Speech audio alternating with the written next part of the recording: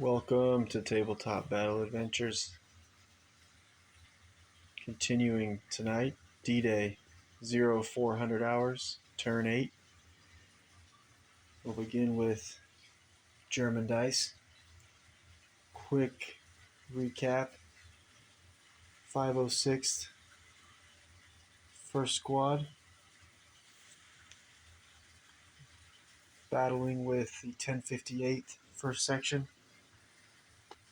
who is led by Platoon Sergeant Robert. Over here, this 0400 hours, turn 8, Sergeant Ryan, first squad leader, was killed. So this side is being led by Sergeant Stephen, assistant squad leader. Platoon leader Corey, moving down the road.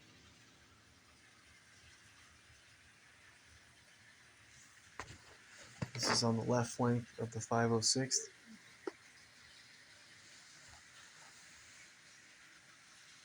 In the middle, Colonel Sink, leading the heavy weapons squad. They try to set an ambush for First Lieutenant Eulander and his Puma, who raced down the road. Got a third squad soldier with BAR, who's advanced behind the Puma, and all of third squad has explosives, and so he will be able to plant explosives this next turn. It'll be 0430 hours, turn 9. Here we have Platoon Commander Carey, who has gone on ambush, and that'll be so he can interrupt the first dice next turn in order to be able to act before First Lieutenant Eulander can. And he has these second squad soldiers building a barricade in the road. Once they have two in place, it'll be soft cover and it'll be a barricade. Right now, vehicles can ride over one pole, but two poles or more will be a barricade. Up here we have third squad of the 506th, who has taken a few casualties. Looks like they have 4 KIA. And over here, back to first squad, they have 5 KIA. The U.S. forces 9 KIA in total, and 1 wounded. Germans 9 KIA also, and 1 wounded. Third squad, led by Sergeant Jake McNeese. He is here on ambush. 2-man team from third squad with rifles on ambush. And Platoon Sergeant David also is leading this front area. Third squad assistant leader Sergeant Brandon has gone down and dodged a grenade thrown by Sergeant Chris of the second section, 1058. The second section of the 1058 has taken the hardest losses for the Germans. Sergeant Ronald's half-track had 4 crew originally, including himself, now down to just Sergeant Ronald. So I have a second section LMG team on ambush there. And farm complex, the 1058 HQ, First Lieutenant Kreutner still on the second floor. 6th Fallschirmjäger, first section. Half of them are moving forward toward the sounds of battle. The other half is going to be protecting the bridge into Carentan. Same thing here with the second section of the 6th Fallschirmjäger. One section's on the bridge moving over, the other section is in position behind the walls just on this side of the bridge. And the 2-man assault rifle team from second section protecting the river lock. Brown fields, not flooded and marshy, just regular terrain. The green fields are all marshy and flooded until the Americans can shut off the river lock. Got a great battle going. Let's continue. Oh, and Sergeant Michael from the 1058 first section, he has planted explosives on this bridge. Alright, German dice. Let's get started. 0400 hours, turn 8. 6th Fallschirmjäger, First Lieutenant Reese. He's the platoon leader of 6th Fallschirmjäger platoon. Anyways, he's gonna go on ambush here on the stairway. Need to be able to roll off against platoon commander Captain Carey and see who's going to interrupt with their ambush and either plant explosives with the 3rd Squad BAR man, or First Lieutenant Eulander of the 100th Panzer Regiment can back up out of there as fast as possible, hopefully not get caught by this 2nd Bazooka squad team and flamethrower team. And then also on the lower stairwell, the 6th Fallschirmjäger Forward Observer 3-man team will also go on ambush because they're the ones with the radio operator that First Lieutenant Reese will need to radio over to First Lieutenant Eulander. Try to act first. And 0430 hours, turn 9 coming up soon. 2nd Squad 2-man rifle team has already placed their pole where the barricade's being built. They're going to receive an advance order, hop the pole, and they're going to get over this hedgerow with just enough to be in cover. That seems a better position. 1058th, 3rd section. 2 LMG teams are going to go on ambush.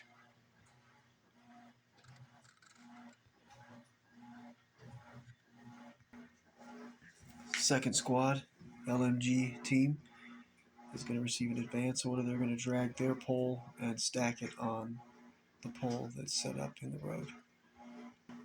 Alright, we have a soft cover barricade now in the road. 1058th, 3rd section, Assistant Leader Sergeant Logan manning the spotlight.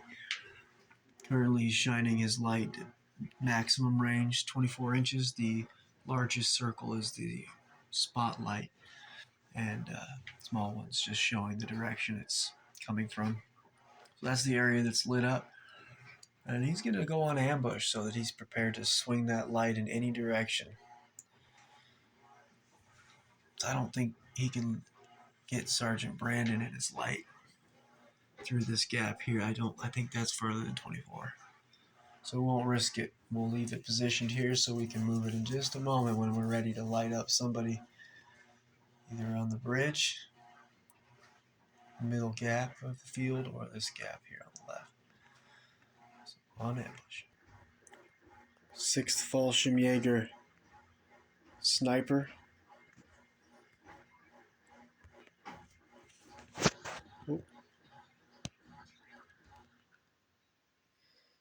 The attic of this building is going to go on ambush.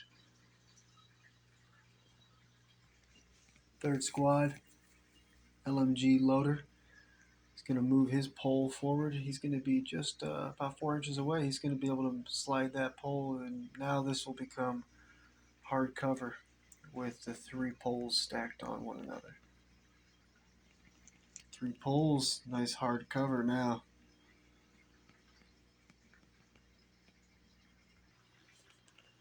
Sixth Fallschirmjäger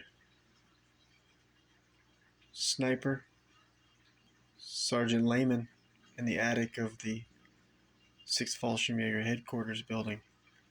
He's going to go on ambush. Until turn 12 when the sun rises at 6-inch visibility. Night fighting.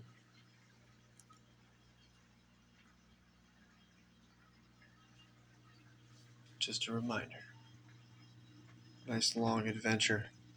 It's good to be reminded of the rules from time to time.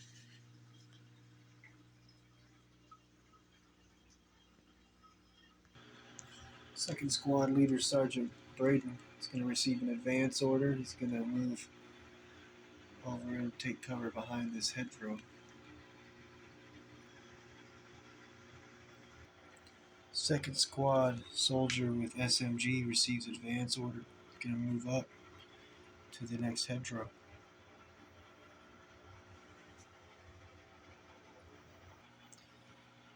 Sixth Fallschirmjäger, radio operator, forward observer in the tower of the church. He's going to receive an advance order, and he's going to advance one level down, which will bring him down to the middle room of the tower. There he is. He was supposed to come with 6th Fallschirmjäger Platoon Sergeant Fritz. So he's got to catch up now. And also 6th Fallschirmjäger MMG team, second floor of this building will go down. 506th Medium Mortar team receives a fire order.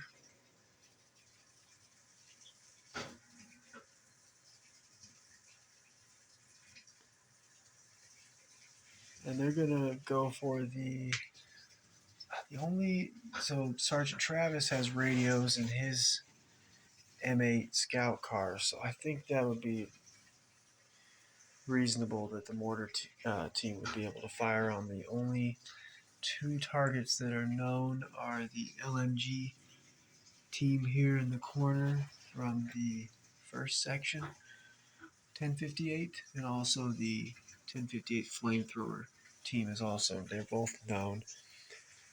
I think we're gonna fire on. Oh, but yeah, Sergeant Travis wouldn't know about those guys because he has to look through two hedgerows, and therefore he wouldn't be able to see us. So the flamethrower team on the end is the only option. These guys are going to need a 6 on this first shot, and the flamethrower team's already down. That's a miss. Let's get the scatter dice out, see where that 2-inch HG mortar is going to land. Alright, that mortar round is going to land somewhere. Looks like it's going to land off table. Next time, they'll be hitting on a 5.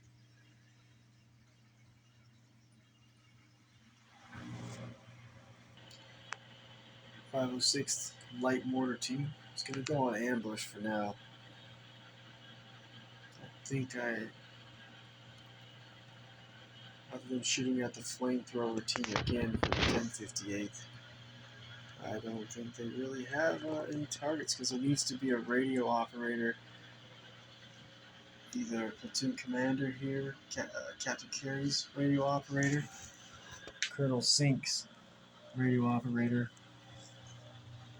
Sergeant Travis with his radio, or platoon leader First Lieutenant Corey's radio operator need to be able to see a target for the mortars to be able to fire on that target because of the night fighting 6-inch visibility. So they need to be able to, at least the radio operators or Sergeant Travis' scout car need to be able to identify a target at least through their gunfire. Should mean these guys in the road would be an option. Except there's no radio operator for the 506 close enough to be able to call that mortar fire in. So I'm not going to fire at the flamethrower team again just to throw dice down there. We'll do that. So we'll spring that ambush and we'll lob a mortar over on the flamethrower team to see if we can get lucky with a 6. 1058 flamethrower team has already gone down. So light mortar for the 506 looking for a 6. They miss. Let's get the scatter dice. See where that mortar round's going to land. Incoming scatter. Uh-oh.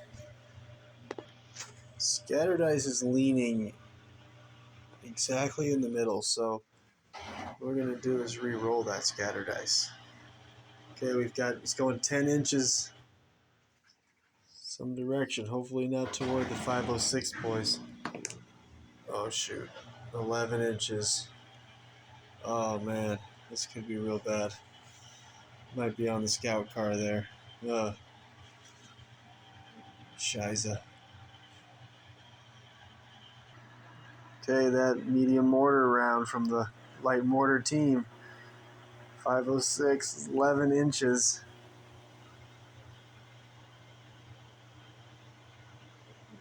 Oh man.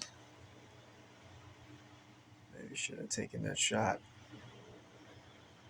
It's landing right on top of the first squad loader and Sergeant Travis's scout car. We'll roll D3 pins now for the first squad loader who was hit by the light mortar. Oh, geez. Friendly fire. So it'll be D3 pins. It's leaning. So 1 pin for the loader. He's a regular soldier. And he is going to be dying on a 3-up and wounded on a 2. So he's in trouble whether that's a 1's rolled. He is dead. Friendly fire. Sergeant Travis's scout car's open top, so he's going to also take D3 pins. Oh, 3 pins. Okay. So Sergeant Travis's scout car takes D3 pins. Takes 3 pins. And the armored cars and the half tracks here at Tabletops Battle Adventures, we run these as 8 armor, not 7. So this will be a +2 penetration plus hitting the top, so +3. And so let's see if this mortar round is going to do any damage. The +3 to this damage roll. A 5, so nothing's going to happen. Just spooks the soldiers a little bit. These men committed the friendly fire violation, but next turn they'll be hitting the flamethrower team on a 5.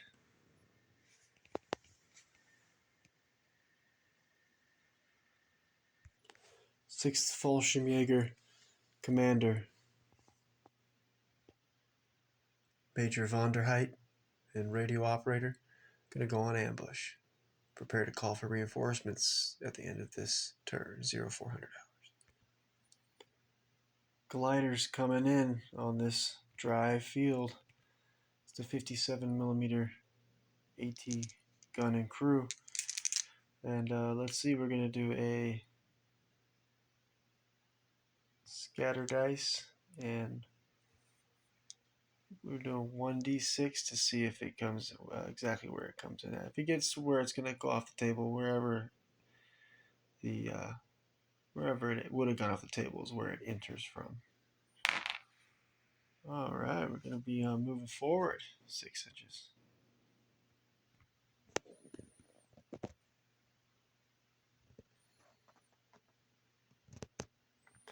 Sixth Fallschirmjäger, 2nd section. Assistant leader Sergeant Hauser is going to jump the wall and advance over here to the squad, the half section he's commanding. He's going to order the 2nd section LMG team behind the wall to go on ambush. 2nd section 2-man assault rifle team guarding the river lock will go on ambush. Sergeant Hauser moving over to take over his half section. 6th Fallschirmjäger 2nd section leader Sergeant Hans is going to close the barbed wire on this side of the bridge. He's going to order the 2-man assault rifle team from 2nd section to advance and open up the barbed wire. Also, 2nd section LMG team is going to advance forward.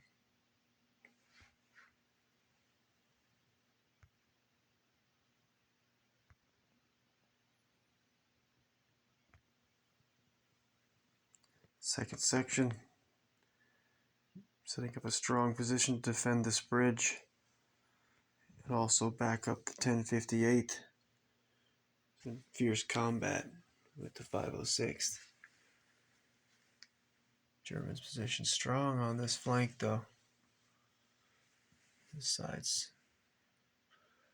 the opposite. The 506 have the stronger position, although that Puma could still do some damage.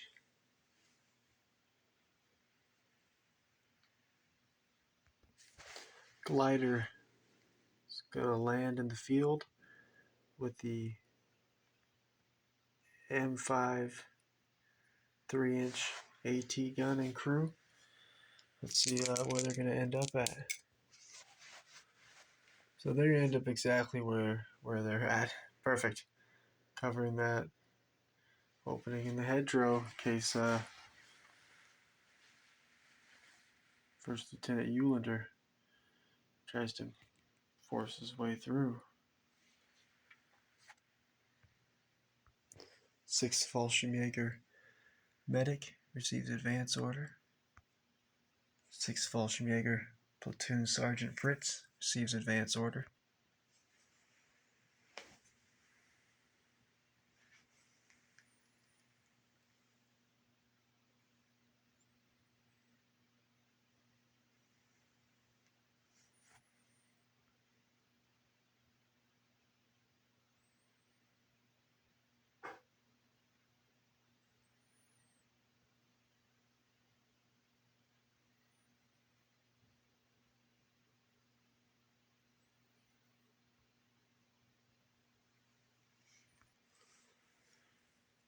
First squad soldier with rifle moving the Rommel's asparagus pole forward. He's going to advance 4 inches forward, and he's going to stack that pole on top of this one, which is going to give these first squad soldiers soft cover. There he is, and now with 2 poles, this is a soft cover position now. With 1 more pole, they could make it hard cover. Got a man moving up, first squad soldier with rifle and another pole right here, but 2 turns before he can get up there. First squad assistant leader Sergeant Stephen is going to go on ambush.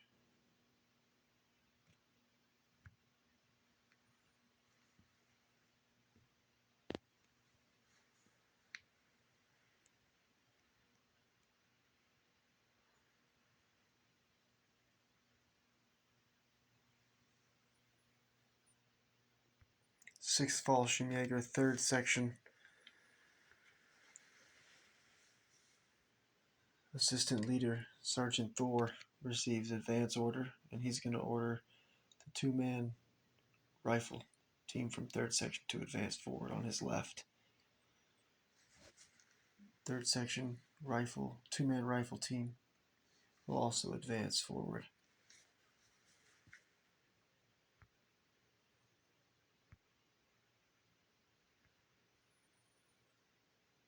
Sixth Fallschirmjäger, 3rd section leader Sergeant Odin receive advance order, and he's going to order the two LMG teams to advance forward along the wall.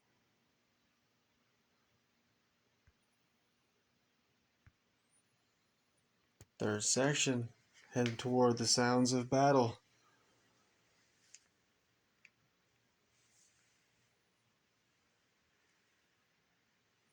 Second section setting up a strong position protecting the river locks. First section protecting this bridge and also pushing up, find out what the heck's going on with their 1058th Grenadier platoon friends. You can hear a lot of chaos, a lot of explosions. Probably even some screams and gunfire. It's still dark. 0430. Next turn. Actually, so is that 9, 10, 11, 12. So 3 more turns and then the sun rises. It's already 9 KIA for each side, 1 wounded for each side. Oh, there's 10 KIA for the US now. Oh. 506, first squad soldier with carbine. He's going to receive an advance order. And he's going to go around and link up with this other first squad soldier here that just moved the pole here into position. But he's going to go next to him and he's going to work on his wounded first squad buddy. So soldier advanced around the MMG team, hooked up. Now these 2 men are in one team. And he made it over to the downed wounded soldier. He's gonna try to heal him. So he's gonna, if he had been at the wounded soldier and gone down, he would save him on a 5 or a 6, and a medic saves him on a 4, 5, 6. But since this soldier is not a medic and he advanced first, it's gonna be only on a 6 that he can save this man. Ah, he saved him. Man is no longer wounded. First squad soldier saved the LMG loader. Now they're fully operational, besides having to get rid of those pins next turn. 6th Fallschirmjäger, first section, Assistant Leader Sergeant Jarl receives advance order. He's heading toward the sounds of battle. He's going to order the first section LMG team to his left to advance forward with him. Also, first section 2-man assault rifle team is going to advance forward as well.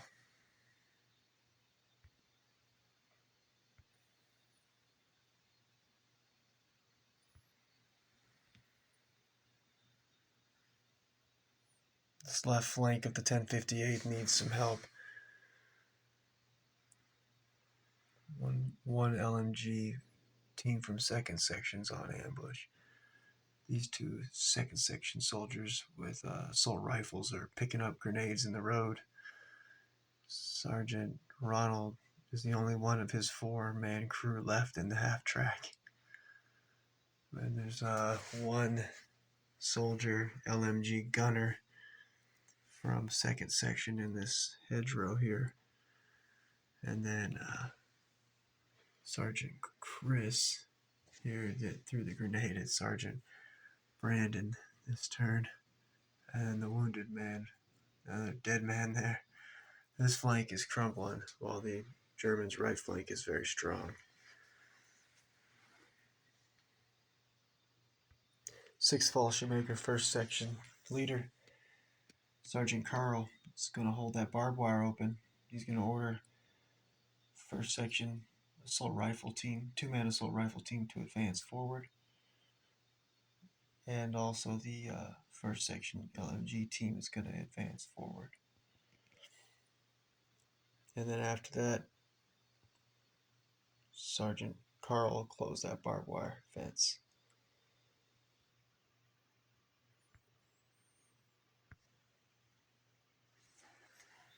First section, half of them going to hold this bridge. Key objective for both battle groups. The other half of first section, led by Sergeant Jarl, gotta go forward and help this left flank of the 1058. First squad soldier with rifles gonna advance forward and drag that pole with him. He's gonna end up right there. Be able to put that pole in place next turn, which will create hard cover with 3 or more poles. There he is, moving that giant pole forward. Pretty strong. Maybe should have made it 2 men had to carry 1 pole. Too late. He's really strong. 6th Fallschirmjäger flamethrower team is going to receive an advance order.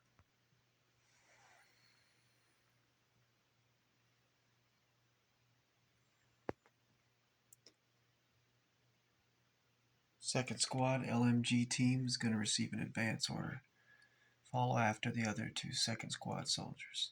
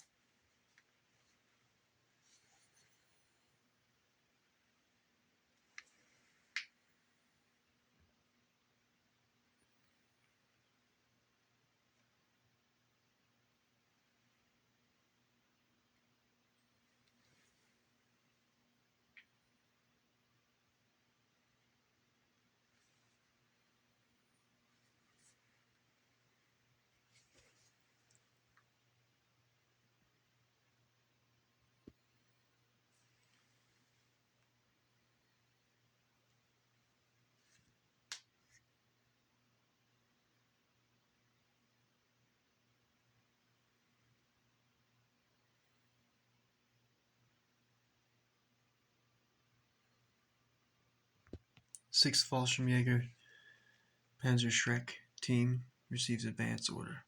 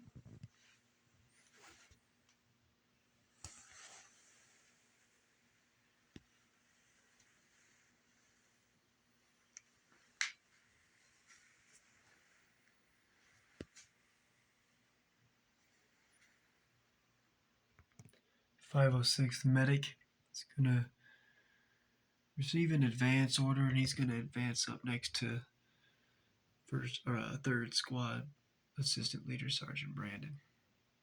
Back him up because he is facing off against Sergeant Chris of the 1058 second section assistant leader, plus an LMG gunner in the hedgerow in the corner there. The 506 medic is going to receive an advance order. He's gonna go around Sergeant Brandon there, who's down, take a position in front of him within 4 inches of the LMG gunner of second section of the 1058 with a 1 pin marker, and then he's also going to be within 4 inches of Sergeant Chris who is the assistant section leader for second section. He's going to throw a grenade at Sergeant Chris. So the brave medic advances around Sergeant Brandon, who's down, and he doesn't know where this LMG gunner is here in the hedgerow, but he can spot. He's within 4 inches, so he can spot Sergeant Chris of the second section, 1058. So he's going to throw a grenade at him. He's going to need a 3, movement 4, close range 3, single man 4, soft cover 5. So he's going to need a 5 to land this grenade toss.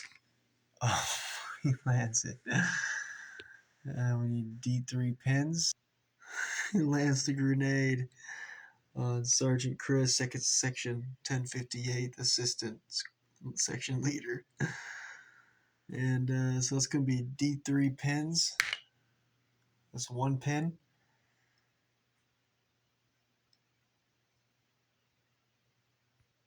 And he is a NCO, so he's a veteran. So it'd be normally a 6. So he's going to be dying on a 4, wounded on a 4 up, and wounded on a 3. Oh, he is dead. The medic killed Sergeant Chris. Monster. Medic's a killer. This German left flank of the 1058th, mostly 2nd section, is crumbling.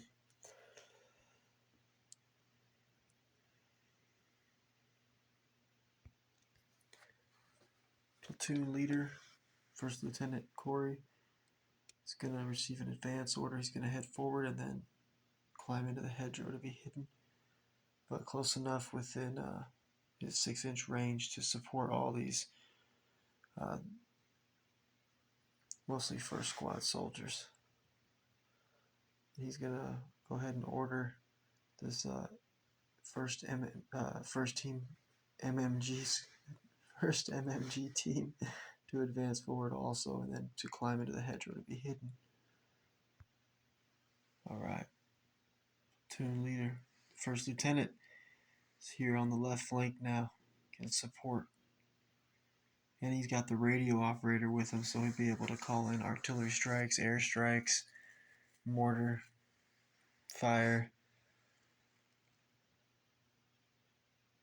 MMG team moving forward on an advance. MMG team number 1 is also hidden in the hedgerow.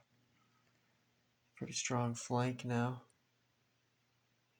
Get the 2 mortars. Providing support. 57mm AT gun. 2 MMG teams.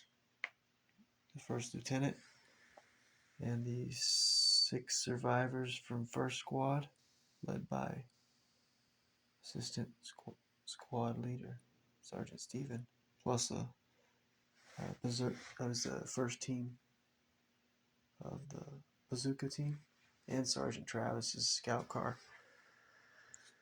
All that going up against here we also have Sergeant Jory on ambush, the sniper, and 2 second squad assistant leader Sergeant Adam, SMG, plus another soldier with SMG.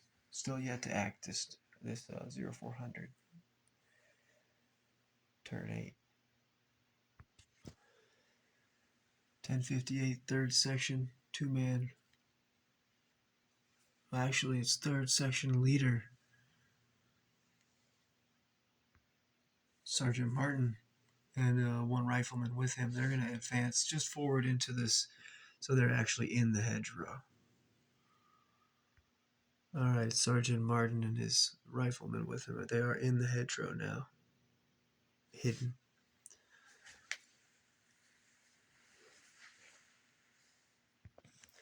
Second section assistant leader Sergeant Adam is going to receive an advance order, and he is going to advance slowly. You will not be within 6 inches of any Germans. The LMG from first section here is on ambush, so we want to avoid that. He's going to advance up next to Sergeant Jory, the sniper, and he's going to toss a grenade at the LMG team here from first section. They are on ambush, and they did not move their position after they fired and killed this first squad soldier in the ditch with the SMG. So he's going to advance, and he's going to stay. He's only going to get within 6 inches, so that way he can throw the grenade without getting within 4 inches and being spotted by the team who's on LMG team on ambush. Okay, so now he's within 6 inches, but not 4 inches, so he'll be hidden. He'll toss his grenade. He's going to need a 3 normally. Movement 4.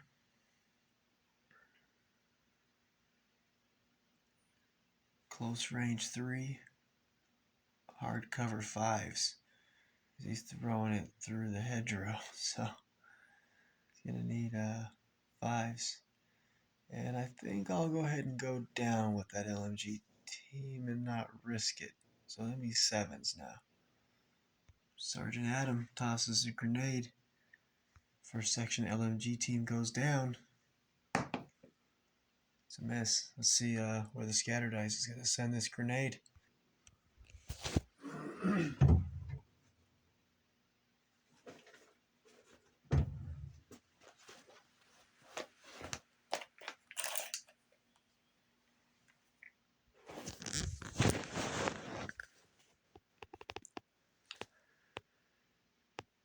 So it looks like we're going 6 inches.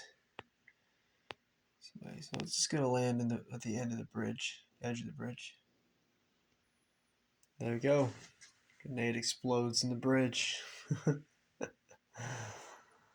And he will remain hidden because he threw a grenade and didn't fire off his SMG. But now, no Germans on ambush in this hedgerow. And in this hedgerow, only the LMG team here from first section. So, did get the LMG team on this side to end their ambush.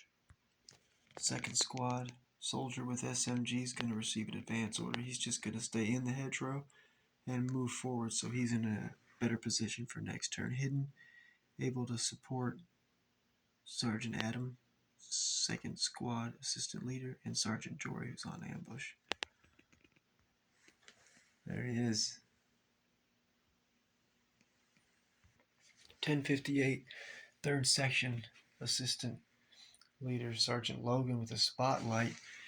He's gonna turn, he's on ambush, he's gonna spring his ambush and shine his light through this gap and see if he can, if 24 inches will let him see the medic and third squad assistant leader, Sergeant Brandon.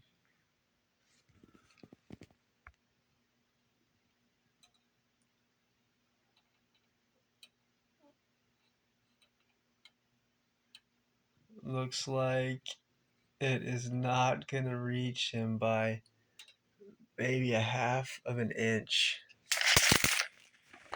However, that does mean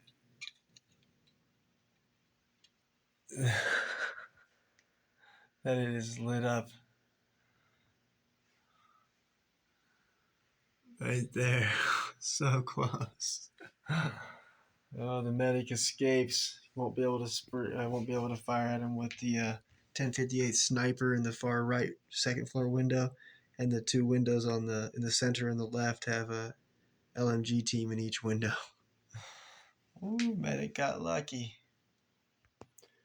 6th Fallschirmjäger Commander Major von der Heit. He's going to spring his ambush. He's going to order his radio operator to call headquarters, 91st Infantry Division, and request reinforcements be sent toward Carentan.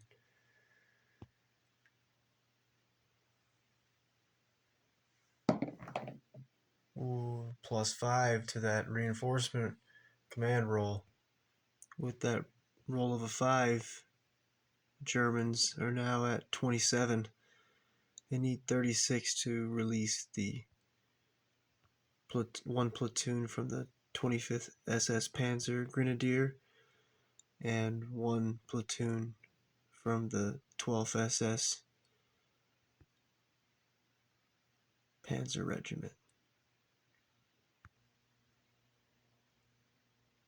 That's going to wrap up 0400 hours, turn 8 of D-Day.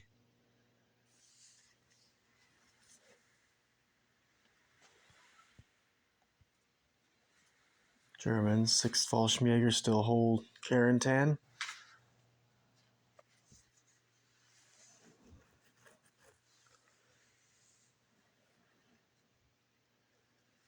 Six Fallschirmjägers still hold both bridges leading into Carentan. They also hold the river lock that is open, continuing to flood these green fields, marshy and flooded. 1058th Grenadier Platoon, 1st Section, led by Platoon Sergeant Robert, still holding this hedgerow.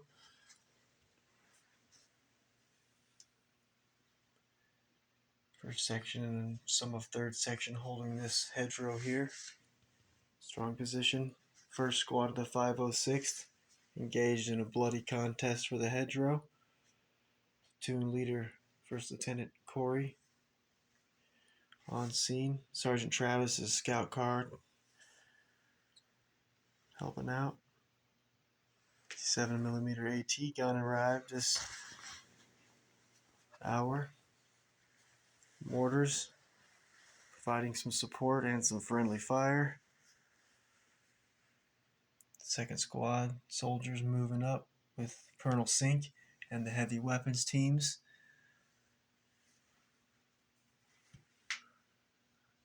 Spotlight just misses the medic and Sergeant Brandon, third squad assistant leader. Germans on this flank, the second section, mostly of the 1058, completely shattered, down to 5 survivors, 6 but one's wounded, plus the one survivor, Sergeant Ronald, in his half track. But 6 Fallschirmjäger, half of first section, is coming pretty soon to support. First Lieutenant Eulander's Puma got a man with explosives right behind him. Heavy weapons coming up. Probably shouldn't have pushed him forward. Third squad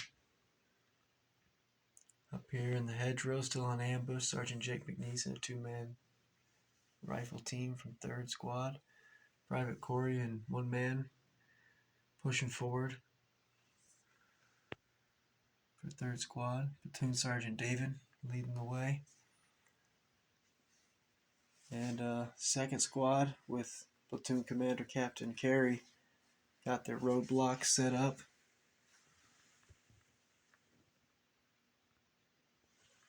Plus you got the M5 3-inch AT gun. That'll wrap up 0400 hours. See you in a few nights for 0430 hours, turn 9. That sun's gonna rise, turn 12. And then the casualties are gonna start mounting. Plus that same turn, the Omaha Beach invasion begins. This is from the German side, the bunkers, trenches. We'll do a different video for this few more days.